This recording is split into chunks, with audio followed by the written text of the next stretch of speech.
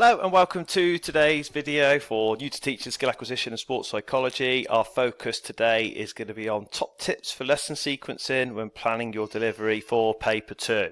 So if we have a look into here then, this is the order that I would teach skill acquisition. So I put it in number order so you can see what I would do in terms of lesson sequencing.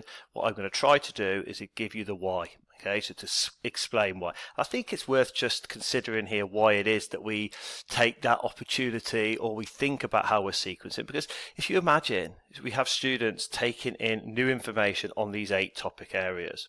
Okay, now if we structure our sequence right, okay, what this means is when students are taking in new information, their working memory is really limited. Okay, so if we have structured our scheme of work in a way that students are building up upon prior knowledge, when this new information comes in from each topic after topic 1, we're hoping that we can use that prior knowledge they have to help them understand and make deeper connections to what their new learning is. And what I'm going to do is try and show you how that might look. Now, to start with, you have to start somewhere. So I start with stages of learning.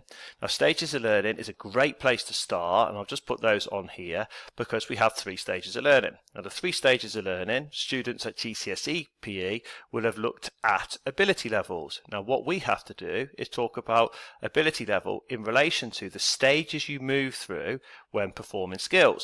So we have the basic, intermediate and advanced, you might say, but the key reason I like to start here, 1, lots of practical activities where students can work out what stage of learning they're in. 2, we can very quickly develop the skills of comparison. And if students have an understanding of how the characteristics of each stage of learning can be compared, they're starting to get what is typically a poorly responded to exam command word, then we are starting to teach that in the first lesson they do in skill acquisition. Finally, another skill that they'll be able to develop whilst looking at stages of learning is the use of examples. I think this is a real focus area for majority of teachers when thinking about exam technique, because often they will be asked to use a sporting example or sporting examples to describe or explain a stage of learning. So what we can do is really teach them how, at A level, for OCR, how they should exemplify characteristics of a stage of learning. So that's why I like to start with that in terms of the, we've got to start somewhere. But the main reason I want to start with stages of learning is because it's what I would call a threshold concept. So what does that mean? So I put here in green stages of learning. I've also put classifications of skill. Now I'll come back to this classifications in a second, but let me talk to you about why stages of learning, the second reason why it's so important to go first. So what we have then is our 3 stages. Not only is it a good thing to start with because of the things I just mentioned, but also stages of learning is vital, because if students understand stages of learning straight away, when they get to types of guidance, as you can see here, and practice types and types of feedback, it will give them a start point by which they can evaluate. Why is that important? Well, let me show you here. We have 3 types of guidance, practice types, types of feedback.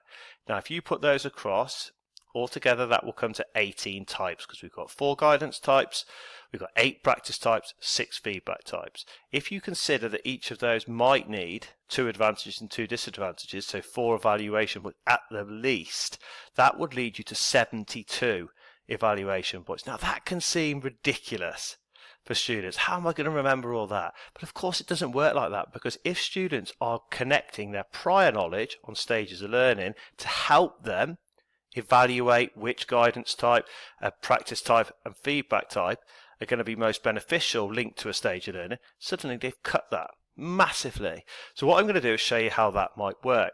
So what we've got, and I'll show you an example of this, once I've done the stages of learning, I'm then on to guidance. Now we have 4 guidance types. These guidance types can be used for any stage of learning, but they tend to be most effective to, or more effective for, one of the stages of learning. So let me show you how that might look. Now, visual guidance, this will be something students have studied at GCSE PE. And what we're going to do is show them how they can use their prior knowledge to then evaluate this guidance type.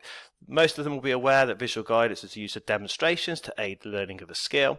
What we want to develop is their ability to evaluate it effectively using prior knowledge. So how might that look? So visual guidance then is most effective for performers in the cognitive stage of learning. Now that would be enough in the majority of mark schemes to give students an evaluation point.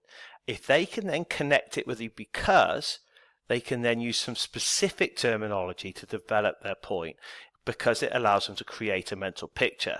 And once you've done the video on actually teaching the stages of learning, you'll also realise that one of the characteristics of the cognitive stage of learning is they try to create a mental picture of the skill. Okay, so suddenly students are able to use two pieces of prior learning from the cognitive stage of learning to actually give them two evaluation points for visual guidance. So as you can see, that threshold concept of stages of learning is going to be absolutely vital in students' ability to access that higher understanding and that higher order thinking. Now, from there, we then go to classifications of skill. Now, I like to break it up there because you've done your first set of evaluations, and now I'm going to give classifications of skill. Students will have studied this at school, at GCSE, if they've studied GCSE PE, not all of them, but most of them. So there'll be a couple of continuums they haven't got. I like to teach this here because when we get to practice types not only can use the stage of learning that the practice type is best for, but they can also use the classification of skill as an evaluation point, because each practice type will be beneficial for a certain classification of skill. So I'm not going to put the classifications of skill on here, but I am going to put the practice types on here. So we've got practice types, they're split into three sets of pairs. So whole, but you also have to study whole, part, whole, and then you have part, but you also have to study part progressive or progressive part practice. Fixed and varied work in a pair, and then massed and distributed work in a pair. What I'm going to do is just give you a little example of how varied practice can be really useful, or how we can use prior knowledge of stages of learning and classifications of skill to evaluate varied practice. Varied practice, for those brand new to this, is any practice type where the environment changes. So it could be an example of a 5 versus 2 possession game in netball in a third of the court.